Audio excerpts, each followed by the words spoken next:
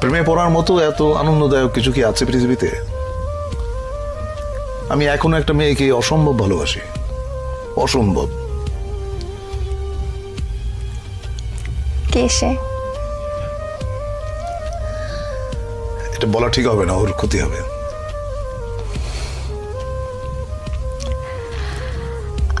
আমরা কি চিনি? চেনো হয়তো। আপনার কাছে প্রেমের সংজ্ঞাটা কি? প্রেম আপনি কিভাবে অনুভব করেন? প্রেম হচ্ছে স্বর্গীয়। এইটা মানুষের ভেতরে প্রেমের যে অনুভূতি, এটা পবিত্র এবং স্বর্গীয়। প্রেমের চাইতে ভালো বিষয় মানব ইতিহাসে নাই। আমি শুধু মানুষের প্রেমের কথা বলছি না। একটা মানুষ একটা বৃক্ষের সঙ্গে প্রেম করতে পারে, একটা মানুষ তার বাসার জানালার পাশে যে গাছটি আছে সেখানে যেটা দোয়েল পাখি বসে, সে তারও প্রেমে পড়তে পারে, তাই না? সাধারণত আমরা প্রেম বলতে বুঝি খুব ছোট্ট কথা, সেটা হচ্ছে যে একটা ছেলে একটা মেয়ে। ব্যাপারটা কিন্তু সেরকম না, তাই না? ধরো যেমন আমাদের প্রফেট, তার সঙ্গে আল্লাহর যে প্রেম, এটাকে তুমি কিভাবে ডিফাইন করবে? এটা ডিফাইন করা সম্ভব না। You have to feel it in your heart. প্রেম হচ্ছে এরকম। আমি একটু মানব প্রেমের মধ্যেই থাকছি। অনেকে বলেন যে প্রেমে পড়লে হৃদয়ে হার্টে ব্যথা করে, অনেকের পেটে ব্যথা করে, অনেকের মাথায়ও ব্যথা করে। তো আপনার ক্ষেত্রে প্রেমে পড়লে সেই ব্যথাটা কেমন? সেটা তোমার মনে হয় যে পেটের উপর একটা প্রজাপতি নাচতেছে, এবং প্রেমের ব্যথার মতো এত মিষ্টি ব্যথা বোধহয় পৃথিবীতে নাই। তো প্রজাপতি নাচলে কেমন লাগে সেটা একটু আপনার কাছ থেকে শুনি। এটা তোমার সুরসুরি জাতীয় একটা জিনিস, এটা আসলে বোঝানো সম্ভব না। তুমি হয়তো কাউকে ভালোবাসো বা কারো প্রেমে পড়েছো, তুমি তোমারটা তোমার মতো করে বুঝবে, আমি আমারটা আমার মতো করে বুঝবো। আচ্ছা, আপনার ওই যে ক্যামেরাম্যান যে আছে এখানে, কি নাম তোমার? হ্যাঁ, ছোটন। ছোটন। ছোটন ওর প্রেমের অনুভূতি কি এটা ও বুঝবে, ওটা তো আমি বুঝবো না। আমি যখন বালক ছিলাম তখন প্রেম বলতে যেটা বুঝতাম, পরিণত বয়সে এসে আমি দেখলাম প্রেম আসলে অন্যরকম।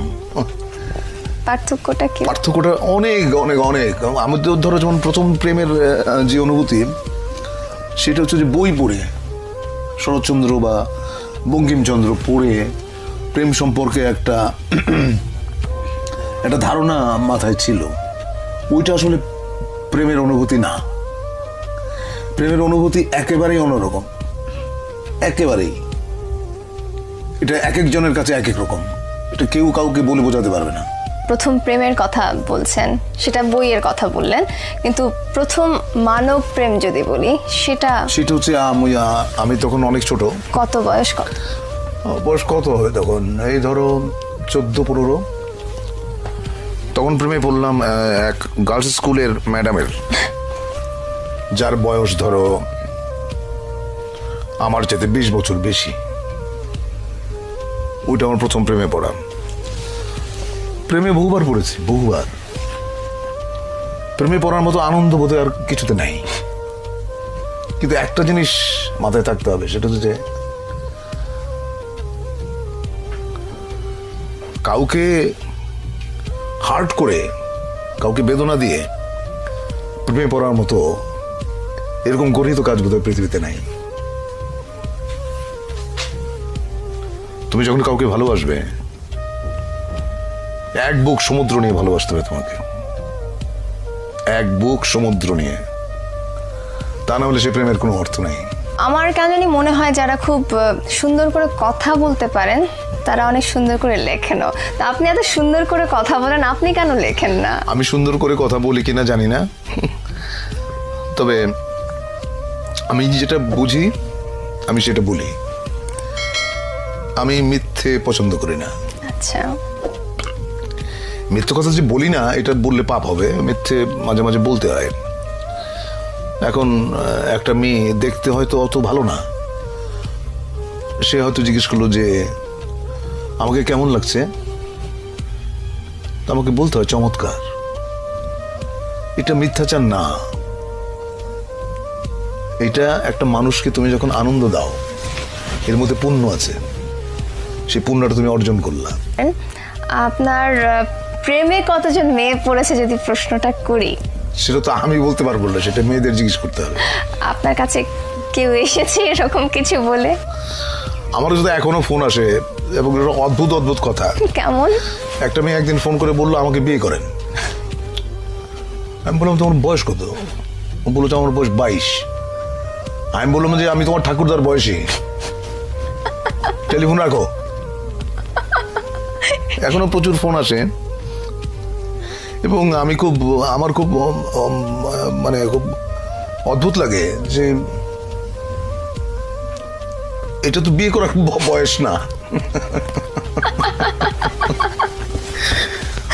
আচ্ছা, তো আপনি বলছেন যে আপনাকে যারা ভালোবেসেছে কারা কতজন সেটা আপনি বলতে পারবেন না, মেয়েরা বলতে পারবে, কিন্তু আপনার কাছে যারা পৌঁছেছে, আপনার পর্যন্ত যারা পৌঁছেছে, তারা তাদের এক্সপ্রেশনস গুলো কিরকম ছিল আপনার কাছে? আমাদের ইয়ারমেট একটা মেয়ে ছিল, ওর সঙ্গে বহু বছর পরে, প্রায় 20-21 বছর পরে দেখা হলো। ওর হাজবেন্ডের সঙ্গে পরিচয় করা দিল। উনি আমার সঙ্গে হ্যান্ডশেক করে বললেন ও আপনি সেই। তো আমি তো বুঝি না আপনি সেই মানে। তো আমি বললাম আপনি সেই মানে? তখন মেয়েটা বলল, আমাদের ইয়ারমেট, সে বলল যে আমি বাসর রাতে আমার হাজবেন্ডকে বলেছি যে আমি হুমায়ুন ফরিদের প্রেমে পড়েছিলাম, কিন্তু 4 বছর একসঙ্গে কাটিয়েছি আমরা, ওকে বলতে পারি নাই। I was so amused. সে বললে কি হইতো আমি জানি না। আচ্ছা, আপনি যাদেরকে ভালোবাসতেন তারা আপনাকে পছন্দ করেনি, এরকম কখনো ঘটেছে? না, আমি জানি না আসলে। কেউ কেউ হয়তো অপছন্দ করে, আবার কেউ কেউ হয়তো এড়িয়ে যায়, আমি বুঝি না। আচ্ছা, প্রেমের আরেকটা দিক হচ্ছে না বোঝা। আচ্ছা, মানে কেন প্রেমে পড়লাম, কেন ভালোবাসলাম, এর কারণ তুমি যদি খুঁজতে যাও দেখবে যে কিছু খুঁজে পাচ্ছ না। মানে একটা কালো বেড়াল অন্ধকার ঘরে তুমি খুঁজে বেড়াচ্ছ যেটা ওই ঘরে নাই। প্রেমটা এরকম। আপনি অভিনেতা হতে চেয়েছিলেন, অনেকেই অভিনেতা হতে চায়, কিন্তু সবার পক্ষে নিজেকে একজন সম্ভাব্য অভিনেতা হিসেবে প্রকাশ করা, প্রমাণ করার সুযোগ হয় না। আপনার পক্ষে সেটা সম্ভব হলো কিভাবে? যে কাজটা করি সেটা পছন্দ করি এবং যে কাজটা করি নিষ্ঠার সাথে করি, সততার সঙ্গে করি। সে কারণেই বোধহয় আমি মোটামুটি বলতে পারো যে অভিনেতা হিসেবে নিজেকে দাঁড় করাতে পেরেছি। ঢাকা থিয়েটারের সাথে, মঞ্চের সাথে আপনি যুক্ত হলেন কিভাবে? সেটা খুবই ইন্টারেস্টিং একটা ব্যাপার। সেটা হচ্ছে যে 1977 সালে জাহাঙ্গীরনগর বিশ্ববিদ্যালয়ে আমি তখন নাট্য সম্পাদক। তখন আন্তঃহল একটা নাট্য প্রতিযোগিতা অ্যারেঞ্জ করলাম। তো ওখানে জাজ হিসেবে গিয়েছিলেন আমাদের ঢাকা থিয়েটারের প্রধান পুরুষ জনাব নাসিরউদ্দিন ইউসুফ। উনি আমার লেখা, আমার ডিরেকশন এবং আমি ছোট্ট একটা চরিত্রে অভিনয় করেছিলাম। ওটা দেখে নাটক শেষ হয়ে যাওয়ার পরে বললেন যে আমাদের ঢাকায় একটা দল আছে, দলটার নাম ঢাকা থিয়েটার, আপনি যদি জয়েন করেন আপনার ভালো লাগবে। তারপরে সেলিম ভাইকে বললাম, সেলিম আল দিন, সেলিম ভাই আমাকে নিয়ে গেল। ওইভাবে ঢাকা থিয়েটারে আসেন। সেটা কোন সাল? সেটা 77 সাল। সেই সময় ঢাকা থিয়েটার, বর্তমানের ঢাকা থিয়েটার, দুটোর মধ্যে যদি একটু তুলনা করতে এখন বলি। আমরা যখন ছিলাম একসঙ্গে, এতগুলো একঝাক তরুণ মেধাবী অভিনেতা, তাদের সঙ্গে আমি কাজ করেছি, সেটা ছিল ঢাকা থিয়েটারের স্বর্ণযুগ। এখন আমি থিয়েটার ওইভাবে দেখি না, মাঝে মধ্যে যাই, ওই গেলে একটা সমস্যা হয় যে সবাই এসে মানে সবাই এসে এমনভাবে বিরক্ত বলবো না, এমনভাবে ধরে আমাকে যে আবার একটু অভিনয় করেন মঞ্চে, আমরা দেখতে চাই। অনেকেই বলে যে আমরা আপনার মঞ্চের অভিনয় দেখি নাই, দেখতে চাই। তখন খুব বিব্রত হই, কারণ আমি জানি আমি মঞ্চে আর কোনোদিন কাজ করব না। কারণ মঞ্চে কাজ করার জন্য যেই ধরনের প্রাণ শক্তি লাগে সেটা হয়তো আমার আছে, কিন্তু আরেকটু বেশি থাকলে হয়তো করতাম। সেই প্রাণ শক্তিটা একজন অভিনেতা কোথা থেকে নিয়ে আসতে পারে আপনার মনে হয়? কিভাবে নিজেকে তৈরি করতে পারে? দেখো, ওই গিরিশ ঘোষ না কার জন্য একটা কথা আছে, দেহপট শনে নট সকলই হারায়। কারণ অভিনয় করতে একটা সুস্থ শরীর লাগে, একটা সুস্থ কণ্ঠস্বর লাগে। এখন শরীরের সামর্থ্য থাকতে হবে তো, কারণ মঞ্চে অভিনয় করতে গেলে অনেক অনেক পরিশ্রম করতে হয়। তো সেই জায়গাটা ওই আমি বোধহয় হারিয়ে ফেলেছি। আমার মনে আছে কেরামত মঙ্গল নাটকে আমার একটা এপিসোড ছিল প্রায় 40 মিনিটসের, মানে এক নাগারে সংলাপ বলে যাওয়া। এবং তখন তো মহিলা সমিতিতে তোমার ছিল না, এই এয়ার কন্ডিশনার ছিল না, প্রচুর ঘাম হতো, এবং আমার 1 থেকে 1.5 পাউন্ড ওজন কমে যেত প্রত্যেকটা শোতে, এত পরিশ্রম।